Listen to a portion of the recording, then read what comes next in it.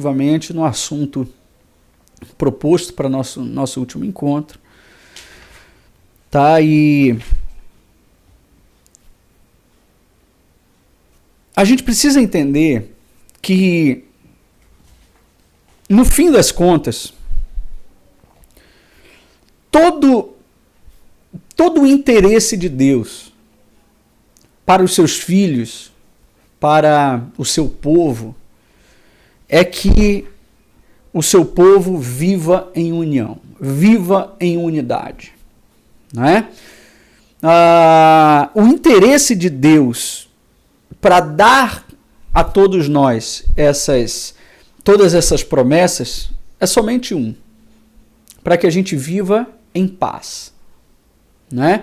Então não andeis ansiosos por coisa alguma, pelo que haveis de comer ou haveis de vestir. Não andem ansiosos. Confiem simplesmente e tenham paz com todos. O que depender de vocês, tenham paz com todos.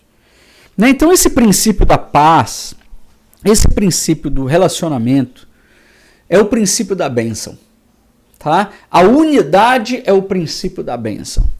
Quando nós estamos unidos como pais e filhos, quando nós estamos unidos como marido e mulher, como irmãos de sangue, como irmãos em Cristo, nós experimentamos tudo isso. Nós experimentamos toda essa estrutura de bênção que está por trás da palavra imposta, da palavra dada pelo Senhor em nosso favor. Tá legal? Mas a desconexão geracional, né?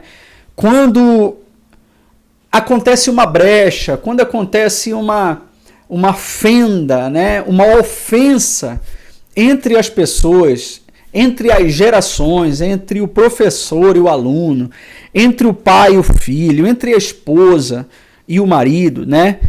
A gente vai entender que o princípio mais elevado para lidar com maldições, ele está exatamente residindo na reconciliação entre esses pais e filhos, entre esses maridos e esposas, entre esses líderes e liderados, entre raças, entre nações, né? Então, assim, a gente não pode achar que a gente quebra a maldição de qualquer jeito. Não se quebra uma maldição, em nome de Jesus, independentemente de se desfazer o crédito de injustiça e amargura, né, agregado a esses relacionamentos. Não tem jeito. Só tem um jeito, uma forma de nós quebrarmos as maldições, de nós quebrarmos os infortúnios que nós estamos experimentando. Tá certo? É quando nós passamos a nos reconciliar, quando nós lutamos pela reconciliação. Tá legal? Então não tem jeito. Toda pessoa que está com problemas, toda pessoa que vive sendo perseguida, ela tem um problema relacional que precisa ser resolvido. Tá legal? Então, apenas quando alguém assim realmente decide pessoalmente, né, ou intercessoriamente, a gente pode falar um pouquinho mais sobre essa intercessão, quando essa pessoa decide se colocar nessa brecha das gerações, confessando e perdoando, né, as iniquidades geracionais, né? Olha que a reconciliação, coisa linda, né? Reconciliando os corações, remediando as feridas, é que as maldições começam a ser aplacadas. Bem-aventurados os pacificadores. Olha, existe uma promessa de Deus com relação àqueles que promovem a paz. Os pacificadores, eles não são os pacifistas, né? Aqueles caras que pegam bandeirinha e vão lá para a rua e tal, pedir paz. Não, os pacificadores são aqueles que lutam pela paz. Às vezes a paz custa a nossa própria vida, né?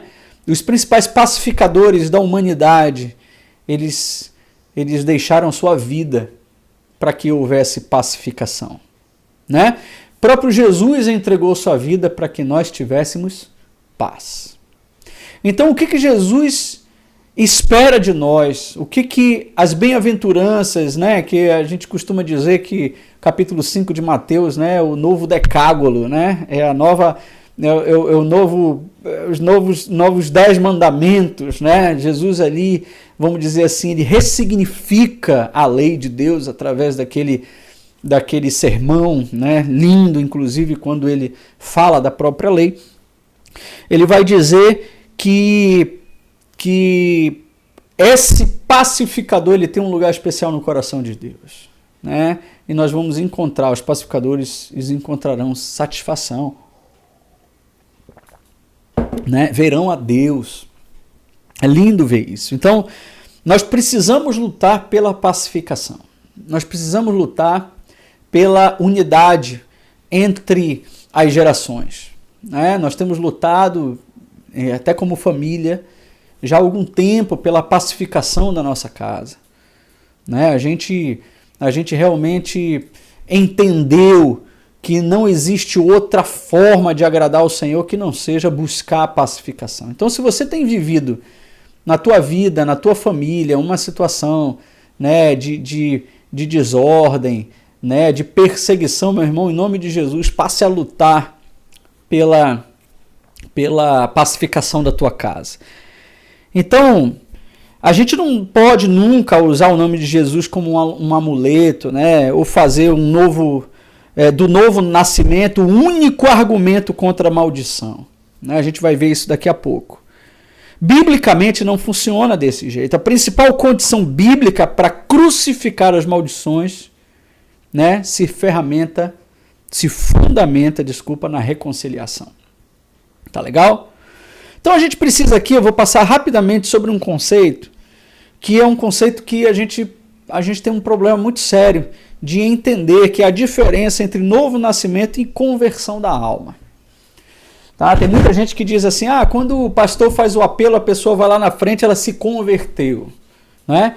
Isso é um equívoco, né? Isso é um equívoco doutrinário, porque a gente precisa entender que a base da palavra conversão, ela não é um ato específico, ela é um processo, um progresso, uma caminhada.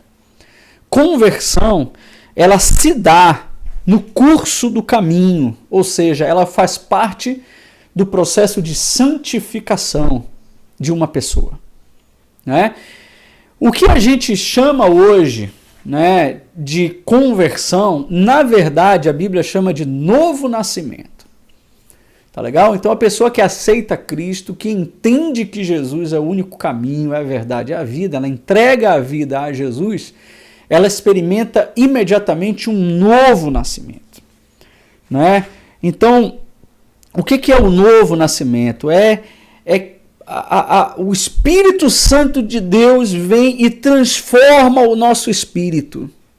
Transforma, né? Por isso que Jesus vai dizer, aquele que, para Nicodemos, né? Aquele que não nascer da água e do Espírito, né? Trazendo exatamente essa ideia dos dois batismos, né? O batismo, a morte do batismo, a ressurreição e do Espírito, que é exatamente o batismo pelo Espírito Santo. Não adianta simplesmente descer as águas, gente.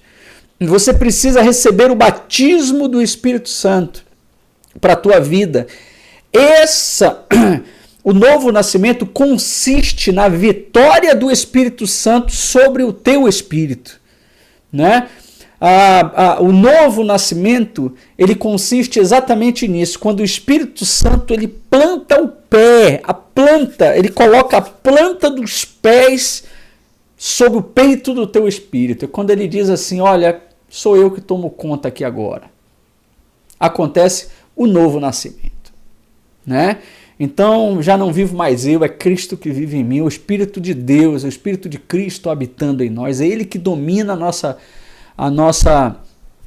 nosso eu, Ele derrota os nossos orgulhos, Ele derrota a nossa altivez, né? Por isso que, olha, se tem alguma coisa que Deus resiste e luta contra esse cara, é contra o soberbo. Quando o soberbo se levanta, rapaz, a Bíblia diz que Deus não simplesmente deixa o cara de lado, ele resiste, ele vai contra, né? Ele luta contra o soberbo. Se Eusebeu for o filho, então a coisa piora ainda mais. Aí é que a vara desce mesmo para bater com força, né? Então a gente precisa entender, gente, nascer de novo é a regeneração instantânea do espírito, né? E a conversão é o processo perseverante de libertação e regeneração do quê? Da alma.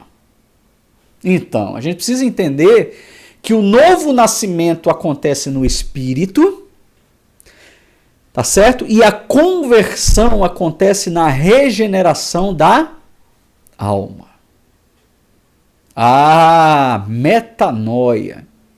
Então aqui acontece a conversão, né? O que é metanoia? O que é converter? Metanoia, mudança de paradigmas, mudança de pensamentos, onde o apóstolo Paulo diz que a palavra de Deus é a única que pode destruir sofismas. A luta aqui na mente dos maus conselhos, destruindo todos os maus conselhos, tudo isso que acontece na vida da gente, tá certo? Então, a gente precisa entender essa diferença, tá legal? Porque a gente não pode achar que quando uma pessoa vai na frente, ou uma pessoa aceita Jesus, ela tá, né, acontece um novo nascimento e ali tá tudo certo para a vida dela. Não, não é dessa forma. Né? Existe um entendimento errado, né, sobre um texto de 2 Coríntios 5, de 15 a 17, que é um ensino descontextualizado. Né? O texto diz assim, 2 Coríntios 5, de 15 a 17, quem tiver aí pode abrir, fica à vontade. E ele morreu por todos, para que os que vivem não vivam mais para si, mas para aquele que por eles morreu e ressuscitou. Por isso, daqui por diante, a ninguém conhecemos segundo a carne. A ninguém conhecemos segundo a carne. Pelo que, se alguém está em Cristo, nova criatura é. As coisas velhas se passaram, e eis que tudo se fez novo. Né? Então a gente precisa entender o que Paulo está falando aqui. Né? Esse é um dos textos que a gente mais ouve quando a gente fala sobre esse assunto. E as pessoas dizem assim, mas o apóstolo Paulo fala sobre eis que todas as coisas se fizeram novas, né? Tudo se fez novo. Mas a gente precisa entender que o apóstolo Paulo está falando sobre uma área específica, sobre um caso específico. Né? A gente precisa entender que ele está falando de pessoas que estavam se convertendo, novos crentes que estavam se convertendo, entrando naquela igreja, tá? E eles estavam tendo dificuldades de serem aceitos, porque muitos eram escravos e continuavam escravos, né? Continuavam escravos. Muitos tinham senhores, então tinham as pessoas ali de baixa renda, as pessoas que eram escravas, que tinham donos sobre elas, eram propriedades sobre elas, né, o que a gente chama de doulos, né, escravo, elas estavam sofrendo preconceito dentro da igreja. Então, quando o apóstolo Paulo fala aos coríntios sobre esse texto, na verdade, ele está dizendo, ele está falando sobre, gente, vocês precisam entender que quando a pessoa que está em Cristo, ela é uma nova criatura, não existe, tanto que ele vai completar dizendo, não existe mais diante de Deus escravos livres, né? Não existem mais bárbaros, não existe mais homem e mulher, não existe mais isso. Né? Então, quando ele diz que tudo se fez novo, ele está se referindo à condição da pessoa. Né? Não existe acepção mais de pessoa. Então, esse texto descontextualizado tem sido usado para ensinar que a libertação acontece num ato instantâneo. Né? A pessoa se converte, acabou, não tem mais nenhum domínio sobre ela. Na verdade, quando ela está sofrendo como eu tenho ouvido isso, né? Quando essa pessoa está sofrendo infortúnios, sofrendo perseguições, na verdade ela não se converteu. Né? Quem já ouviu isso? Né? Olha, João, no fundo, o fulano não se converteu, porque o crente mesmo não sofre esse tipo de coisa. Não sofre esse tipo de coisa. Não é verdade, gente. Não é verdade. Porque para essa mudança na alma, é uma caminhada. É uma caminhada. E às vezes uma caminhada dolorosa, dependendo do tipo de comprometimento que você tem na tua vida, dói um bocado. Né? Quem veio aí de um berço de infidelidade, quem vem aí né, do mundão, como a gente diz, e entra pro reino dos céus, sabe do que eu estou falando. É difícil depois você desfazer, é difícil você quebrar amarras, né, importantes na tua vida, né? Exatamente porque a igreja ela não, a grande parte das igrejas ensinam de forma errada, né, dizendo e inclusive oferecendo, vamos dizer, esse benefício de que você veio aqui agora, gente, acabou todo o teu problema. E não é verdade. Então essa libertação nunca é sábio a gente tentar estabelecer, né, uma doutrina em cima de um único versículo isolado. Então a gente tem que ter muito cuidado.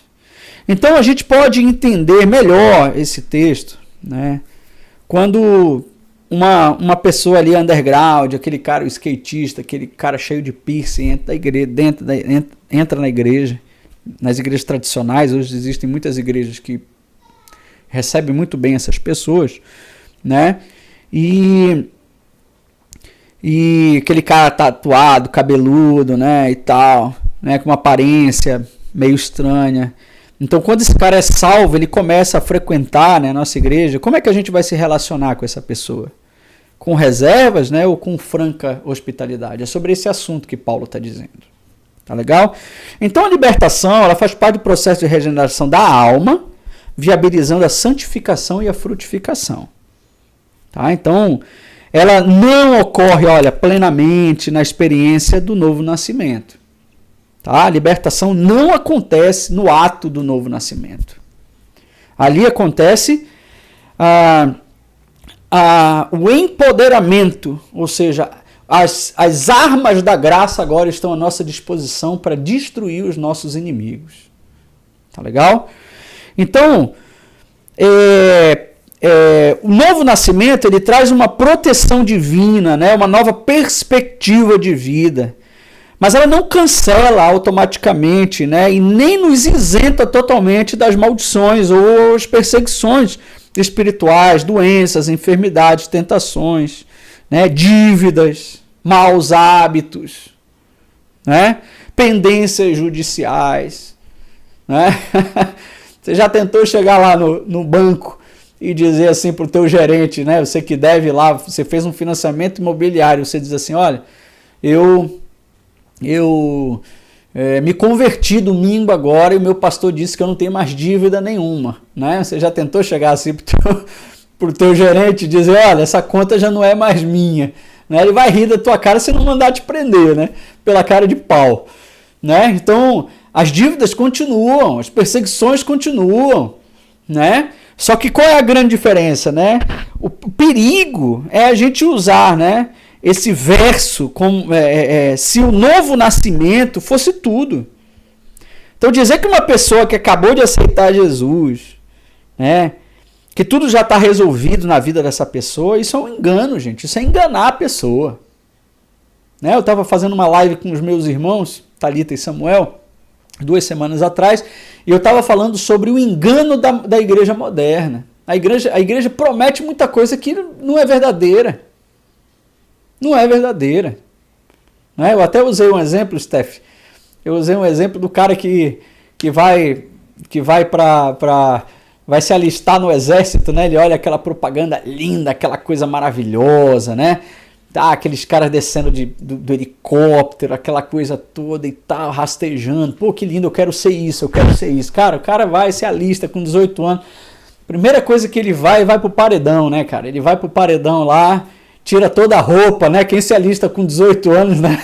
Pelo menos comigo no Pará foi assim, né? Todo mundo nu ali, né? Aquele sargento lá fazendo graça com a gente e tal. E o cara já vê que, rapaz, isso não é bem assim, né? Não é do jeito da propaganda, né? Não, mas tudo bem, ele vai para um treinamento, de repente convocam ele para a guerra, ele diz, cara, agora eu vou para a guerra. Igual o crente, né, que diz assim, pô, eu vou para a igreja, bora, me manda para a boca de fumo que eu quero ir, que eu quero evangelizar, eu quero ir. Cara, quando ele se vê, quando estoura a primeira bomba do lado, o cara diz, meu Deus do céu, o cenário total, é isso mesmo, Steph, o negócio é bem diferente, cara, guerra é guerra, né, então a gente guerra é diferente, treinamento, né, então assim, as nossas igrejas vivem no mundo da lua, sabe, aquele templo bonito, aquele órgão tocando, aquele piano tocando, todo mundo chorando, e prepara um bando de adorador, mas não prepara guerreiro. Né? Não prepara a gente que está sendo preparada para os frontes de batalha. Né? Então acontece, o cara diz assim, olha, eis que tudo se fez novo, né? Agora está todo escrito de dívida teu. Que escrito de dívida? Que consiste da lei, do não cumprimento da lei. Mas toda a dívida que você contraiu, né? no plano da alma, e no plano físico, rapaz, você vai ter que derrotar de um por um. Só que para isso, né, o Senhor vai nos dar. O Senhor vai nos dar condições. Agora, ao invés de nós lutarmos, o Senhor lutará por nós. Essa é que é a grande diferença. Né? Ele vai nos dar todo o dunamis dele para a gente lutar. Para a gente lutar. Vai sempre ter guerra, sempre ter luta. Né? Então, quando a gente engana as pessoas, né, a gente é como superficializar, né, situações.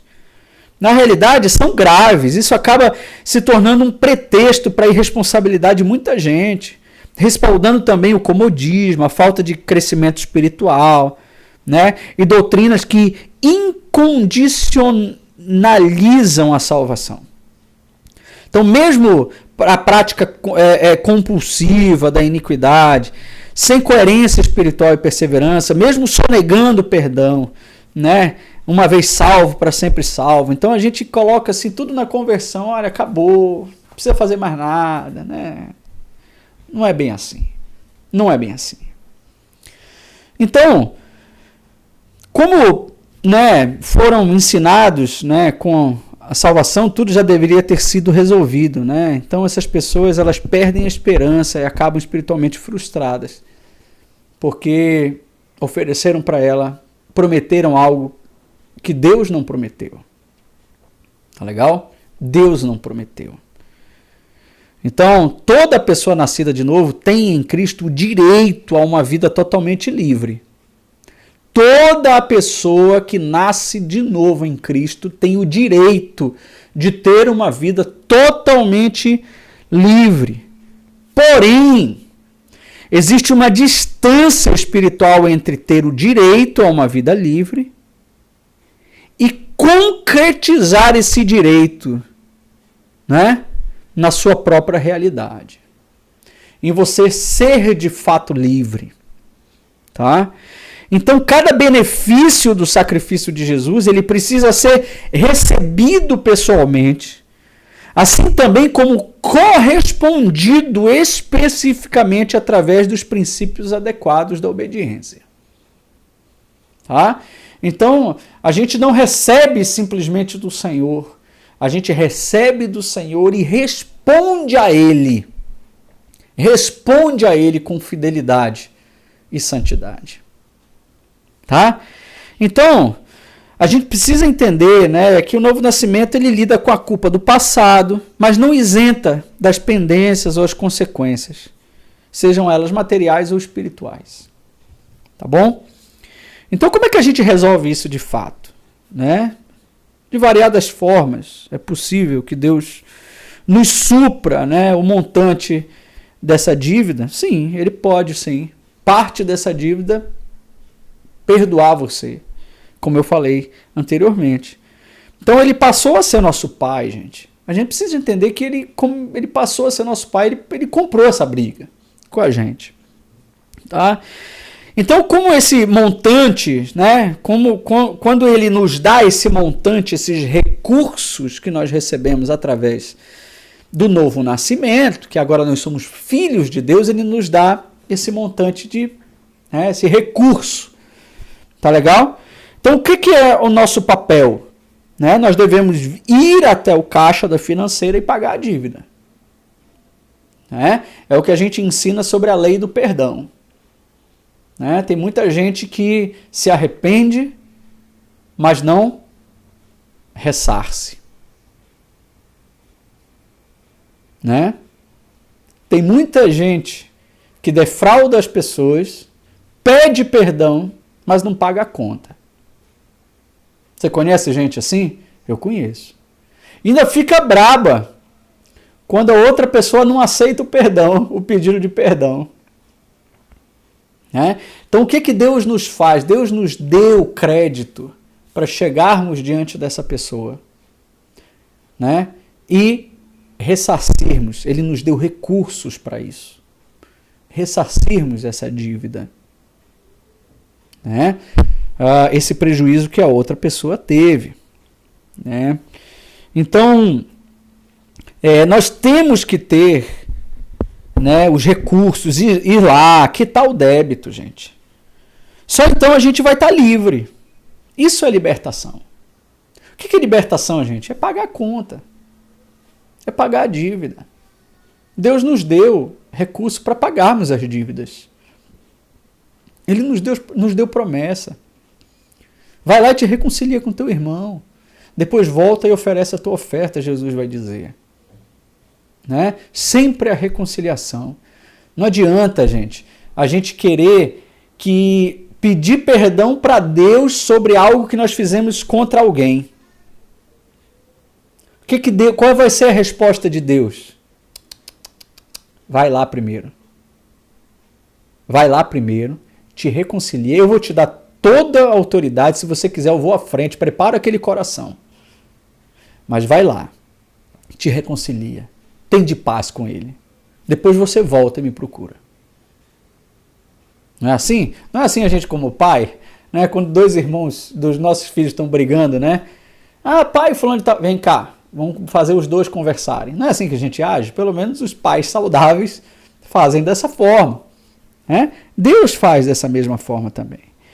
Né? Então, é você usar, a libertação é você usar os recursos garantidos pela graça de Deus em Cristo, né? Interagindo com os princípios implícitos no sacrifício de Jesus, para quitar cada pendência que se fizer necessário, calando a voz do credor e acusador. Nós vimos no tribunal de Deus, na nossa última aula, sobre este acusador, sobre este credor. Esse cara que está o tempo todo cobrando, acusando. Olha, Jonatas. Olha, Senhor. Deixa eu apertar um pouquinho o Jonatas aqui, porque ele ainda tem uma dívida. O próprio Jesus vai dizer, aquele que não perdoa, como foi perdoado, vai ser entregue aos torturadores, aos verdugos. A gente falou isso. Então a salvação, gente, de fato é uma experiência definida, né, e instantânea. Quando ao estabelecermos uma aliança com Deus, através ali do sacrifício de Jesus, o nosso espírito é recriado. Né? Então a gente nasce de novo. A alma não. É uma conquista diária que envolve humilhação, restituição, quebrantamento, renúncia, disciplina, revelação, discernimento, intercessão, obediência e perseverança. Né? Pela nossa alma, essa luta, ela é diária. Tome cada dia a sua cruz e siga-me. E siga-me. Né? Então, assim, por mais que a gente não simpatize com essas palavras, elas vão sempre evidenciar, né, os caminhos de Deus que nos levam às mais elevadas conquistas espirituais. Então, ficamos bem entendidos com relação a novo nascimento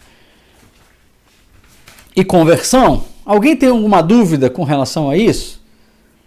Eu queria abrir aqui para que alguém tivesse alguma dúvida com relação a isso, ou comentar alguma coisa, senão a gente vai para um outro aspecto da nossa caminhada.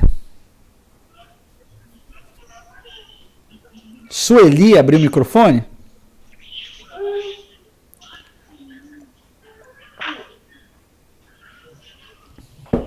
Não?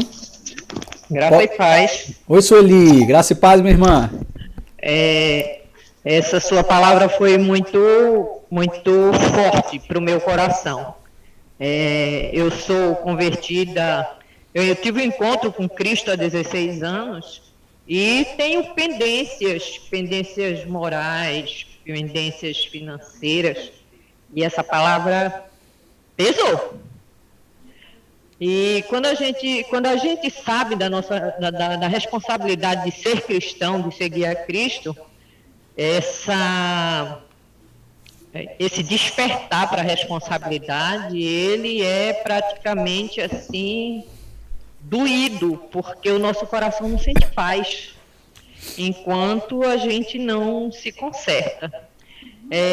Eu tenho tentado resolver algumas questões, mas tem coisas que eu não tenho mais como resolver e não sei como lidar com essa situação, até porque pessoas que até já faleceram da minha família e ficaram pendentes de situações que até hoje mexem comigo.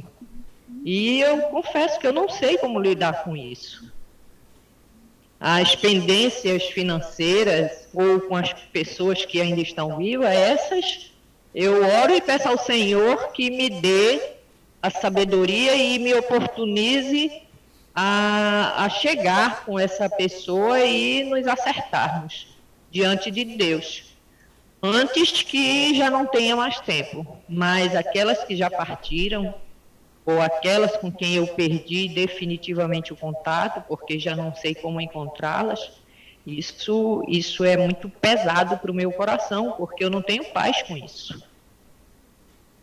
Eu queria só testemunhar acerca dessa situação. Isso, a gente precisa entender, Sueli, que dívida, né? Dívida é um contrato, né? É uma aliança, né? Esse sentimento, essa prisão que você sente no teu coração é exatamente porque você está aliançado com essas pessoas, né? Então, assim, o meu conselho para todas as pessoas, e que você pode ser endividado financeiramente, você pode ter uma dívida moral com alguém, né? Você pode ter, enfim, algumas situações, como você mesmo disse, olha, pessoas morreram, eu não tenho mais contato com essas pessoas, né? Para pedir perdão, para me reconciliar com elas, né? Seria importante, até um dia a gente conversar pessoalmente, para a gente entender melhor essas situações.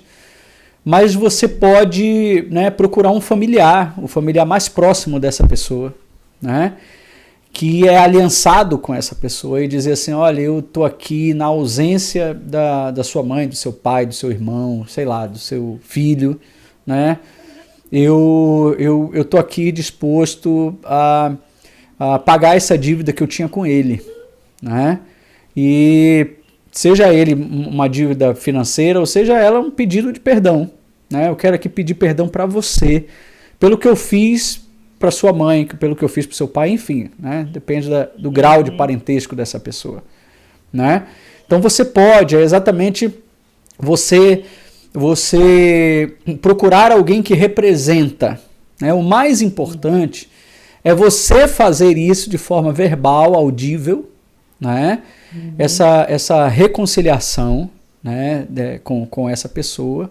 Se for financeira, aquela coisa, gente, é muito melhor. Você tem uma dívida financeira com alguém, a Bíblia diz assim, olha, corre e negocia, entra em acordo com o teu adversário, né? Entra em acordo.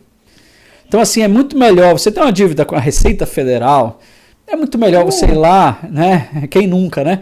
Você tem uma dívida com a Receita Federal, não deixa essa dívida em aberto. Vai lá e negocia, por mais que você passe 5 anos pagando. 5 anos pagando. Mas é muito melhor você entrar em acordo, porque quando você entrou em acordo, você não tem mais essa acusação contra você. Você ainda é escravo, esses 5 anos você vai estar presa a essa dívida, mas você não tem mais essa acusação no mundo espiritual. Isso acontece tem muita gente que deve cartão de crédito, né? Não, porque os juros é abusivo. Gente, não passem mais um dia sequer, né, Não passem mais um dia sequer devendo o banco. Entre em acordo com o teu adversário, né? Porque dessa forma você vai estar pagando essa dívida, por mais que seja abusivo, juro, você vai estar pagando essa dívida e você não terá mais a acusação, né? Esse escrito de dívida contra você e contra, né, os teus filhos, contra a tua família, né? Então é muito importante a gente ter sempre essa predisposição de procurar o nosso adversário. Sempre. Né? Do que esperar ser acusado. Né? Porque a gente sabe que a acusação, quando ela vem de uma forma muito dura. Muito dura, né? Então, Sr. Elias, a gente pode conversar depois, né? A gente pode marcar um horário para a gente estar conversando. Inclusive ali no WhatsApp a gente já até meio que combinou, né? Da gente estar se encontrando ali. Isso. Eu já estou mais assentado aqui em Tomé Açu e a gente vai poder fazer isso. Me lembra, glória a Deus, quando terminar, me lembra da gente conversar mais sobre isso, que eu vou te ajudar assim a organizar essa tua vida, tá bom? Em nome de Jesus. Quem concorda, diz um amém aí. Quem concorda, diz um amém aí, que a Sueli vai sair desse cativeiro. Amém. Amém. Glória a Deus. Glória a Deus. Vamos sair do cativeiro, gente. Vamos sair do cativeiro. Amém. Tá bom? Amém. Então a gente precisa zerar esse crédito de injustiça, né? Que nós acumulamos pessoalmente e geracionalmente, né? Às vezes a gente está sofrendo consequências de créditos de injustiça que os nossos pais deixaram para nós, né? Isso é uma forma muito, a gente entende muito facilmente quando existe uma dívida financeira, né? Que ficou no Brasil. O Brasil tem uma política um pouco diferente, né? Quando eu experimentei a morte da minha mãe em julho do ano passado, e aqui no Brasil a legislação diz que quando alguém morre, a dívida morre junto com ela, né? Menos dívidas fiscais, né? Mais dívidas de cartão de crédito, enfim, banco, essas coisas todas elas são perdoadas, na verdade elas deixam de existir, né? Nos Estados Unidos não, né? O meu padrasto, que morreu uma semana depois da minha mãe, né, as filhas assim muito desesperadas porque as dívidas do pai, né, de financiamentos imobiliários, por exemplo, ficaram para elas, né? Nossas duas meio-irmãs, vamos dizer assim, né? Então, assim, dependendo da legislação, dependendo da cultura, é muito fácil a gente entender esse tipo de herança, mas a gente acha que a herança espiritual não acontece, né? A gente vai ver daqui a pouquinho que elas acontecem sim, e a Bíblia deixa muito claro isso. Então, a gente precisa entender que dentro desse processo de restauração, a gente tem pelo menos 3 aspectos dessa restauração do ser humano, né? Primeiro é a regeneração, né? A regeneração é exatamente o processo de sermos gerados de novo, né? O novo nascimento. O segundo processo é o processo de libertação, tá? Que a gente já falou agora sobre isso. Libertação é nos livrar desses créditos de injustiça, né? Esses créditos que foram contraídos por causa da desobediência, tá legal? E o terceiro pilar, que é o mais difícil de todos, que é a reeducação, e é o mais trabalhoso, né? Não tem jeito, gente. Aquele que tem as minhas palavras e as põe em prática é comparado a um homem sábio que edifica sua casa sobre a rocha. O princípio da vitória está na reeducação, na educação dos princípios, no estudo profundo da lei do Senhor e nos seus decretos, né? O que o Senhor estabelece como as leis que regem o mundo espiritual, o mundo físico, o mundo visível e o invisível. Foi o Senhor que estabeleceu dessa forma. Então, às vezes as pessoas têm uma confusão muito grande, né? Acham que libertação é simplesmente o ato de você expulsar um demônio, né? Quantas vezes você já... vamos levar para um culto de libertação, de cura e libertação. Aí chega lá, um endemoniado cai ali. Não, gente. Aquilo ali é uma possessão demoníaca, né? Que se não vier, essa libertação não acontecer acompanhado de uma reeducação, esses demônios vão voltar e vão voltar com mais 7. E o segundo estado é pior do que o primeiro. Né? Então a gente precisa ter muito cuidado com isso. A base da libertação, ela está na reeducação. A reeducação é importantíssimo, né?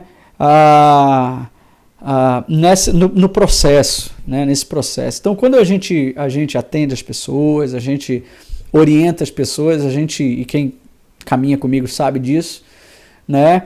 Ele é baseado, os nossos encontros, eles são baseados exatamente na reeducação, né? Na sabedoria de Deus. O que é sabedoria?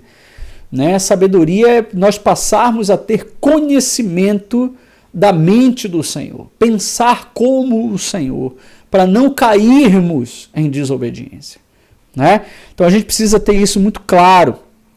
Né? E para isso, uma das coisas que a gente mais tem caído, e a nossa geração, a nossa sociedade tem muita dificuldade, e a gente já vai indo para o final do nosso estudo, né? É a capacidade da gente conciliar, né, a responsabilidade, a nossa responsabilidade humana, as nossas escolhas, para com as heranças que nós recebemos. Tá legal? Então a primeira coisa que a gente precisa compreender em relação a esse padrão de aconselhamento, né, de reeducação da libertação, é que a gente não deve nunca separar o aconselhamento da libertação.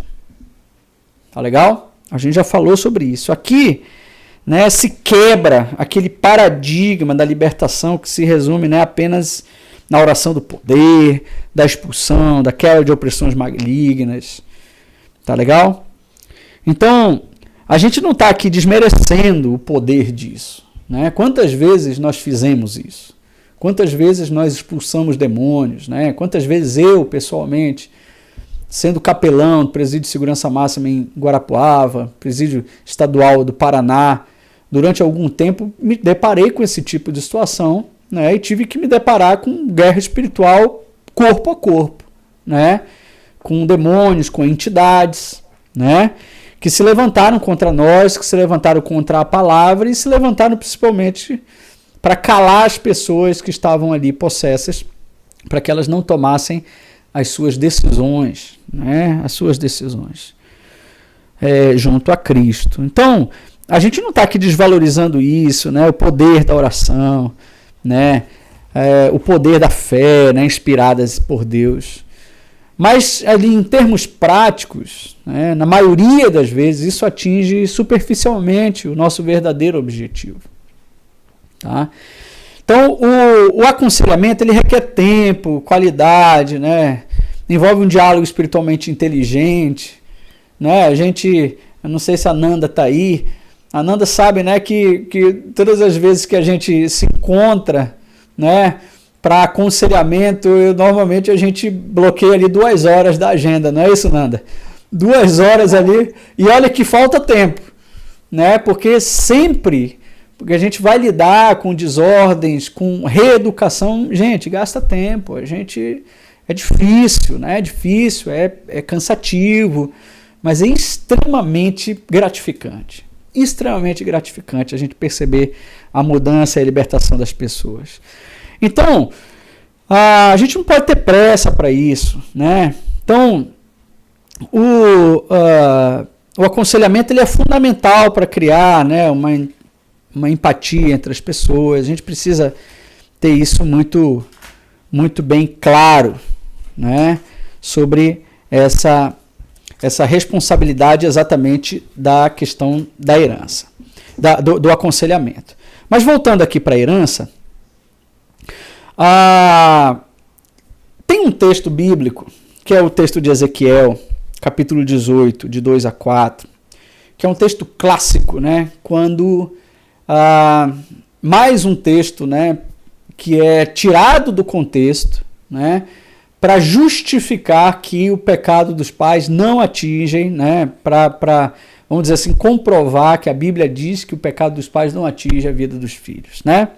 Então, o texto de Ezequiel 18, de 2 a 4, diz assim, né?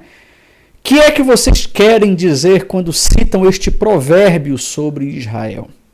Os pais comem as uvas verdes e os dentes dos filhos se embotam?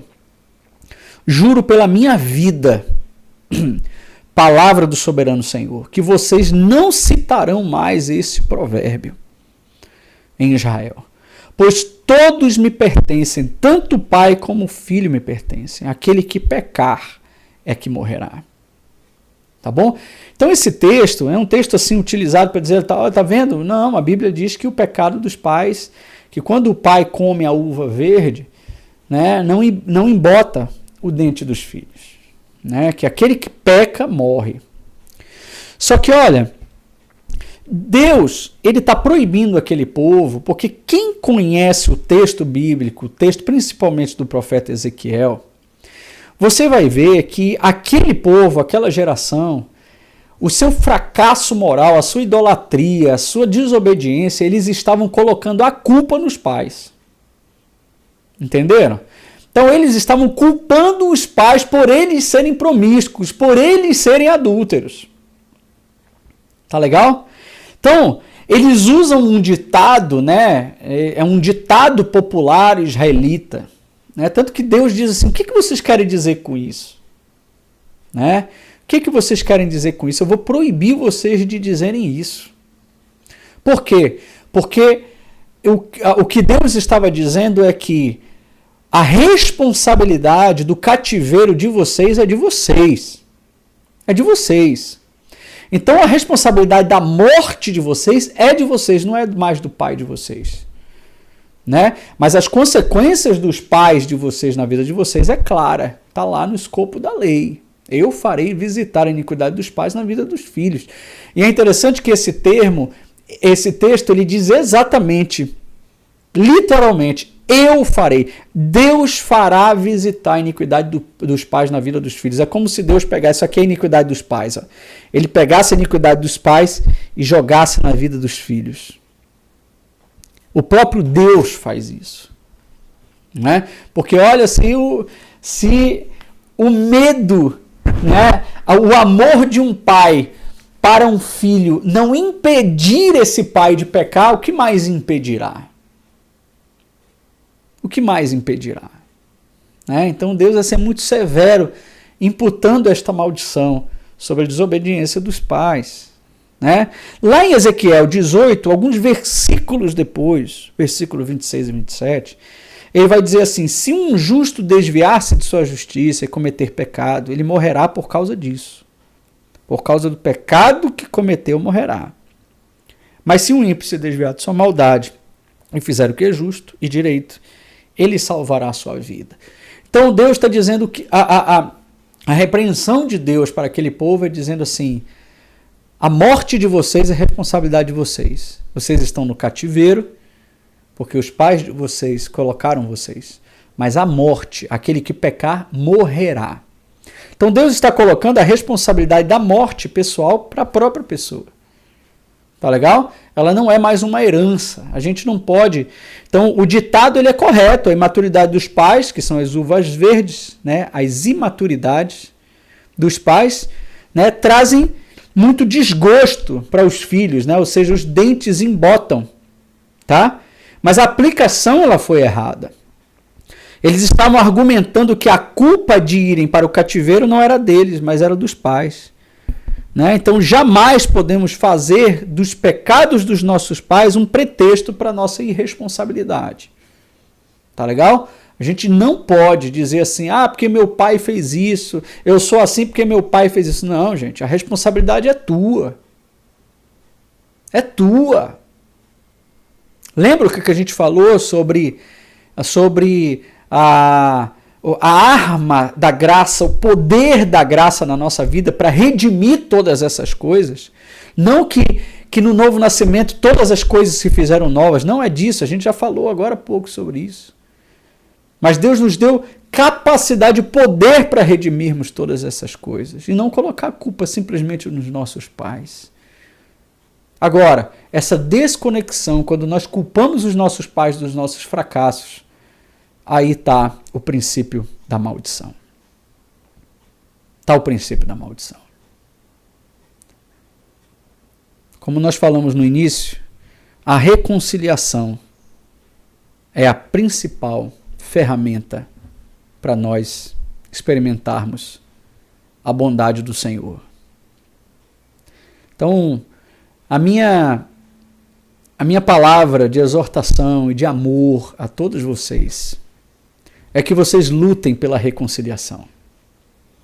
Lutem para desfazer todo o escrito de dívida que há sobre vocês, sobre a casa de vocês, sobre a família de vocês, através da reconciliação. Isso começa em casa, com os nossos filhos, quando nós aprendemos, nós ensinamos os nossos filhos a perdoar. Quando nós ensinamos os nossos filhos a pagar contas, né, a pagar as dívidas, né, o perdão é assumir uma perda grande, perdão. Se você quiser saber mais sobre a lei do perdão, assiste lá, né, o meu vídeo, a minha live no IGTV do Instagram, no meu Instagram. Ali está sendo muito claro, ali eu sou muito claro com relação a tudo aquilo que eu experimentei na minha vida pessoal. Né? Constantemente, meus irmãos, nós somos defraudados, nós somos ofendidos.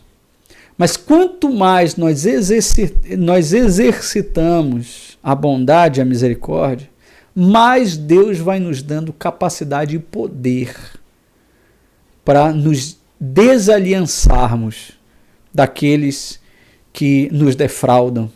Porque todas as vezes que nós deixamos de perdoar, nós contraímos uma aliança com aquele que nos deve ou aquele com a qual nós devemos. Então corram, saiam dos cativeiros de vocês, corram e se reconciliem. Se tem alguma confusão, se você tem algo pendente com o teu irmão de sangue, com o teu pai, com o teu pastor, com o teu líder, com o teu chefe de trabalho, com o teu colega de trabalho, com o teu filho. A palavra de Deus para você hoje e o final desse seminário, a palavra final desse seminário é: corram e se reconciliem. Apaguem todos os escritos de dívida que existem contra vocês. Porque esses escritos de dívida, Jesus pagou e Ele está colocando agora na tua mão esse recurso para que você vá e tenha condições de pagar a tua conta a todos aqueles que te defraudaram. Isso é lindo, isso é divino, e a nossa sociedade, a nossa igreja precisa aprender isso, que nós somos aliançados. E tudo que alguém aliançado, alguma parte dessa aliança faz, de bênção ou de maldição, amplifica para todos nós. Amplifica para todos nós, seja ele no útero familiar, seja ele no útero eclesiástico, seja ele numa cidade. Se a nossa cidade está em desonra com o Senhor, se a nossa cidade, se o nosso país busca outros deuses que não o Senhor, outros ídolos, se curva diante de outros ídolos que não o Senhor dos exércitos, toda a nação sofrerá. Toda a nação sofrerá. Toda a cidade sofrerá. Então a minha palavra para cada um de vocês é que o Pai do céu, quer botar você no colo e dizer assim: meu filho, deixa eu te ensinar a como viver uma vida em abundância que Ele prometeu a todos aqueles que o amam. Tá certo, gente? Essa foi a nossa última aula, tá legal? Eu sei que tem muito assunto, algumas dúvidas ainda ficaram, tá? Mas nós estamos aqui à disposição de todos vocês. Eu sei que existem dúvidas que são pessoais, né? São alguns casos específicos na tua vida. E eu quero me colocar à tua disposição, você que ficou aí até o final, você que perseverou, né, aqui nisso, você que nesse seminário, você que não pôde assistir as primeiras aulas, todas elas estão no meu canal do YouTube, você pode entrar lá, Jonatas Barros, e assistir, tá? Essa também vai estar salva lá, pra gente, como encerramento, tá legal? E eu quero agradecer a presença de todos vocês, a paciência de todos vocês, e deixar a bênção do Senhor sobre a vida de cada um de vocês. Tá legal, gente? Então eu vou parar aqui de gravar, e a partir de agora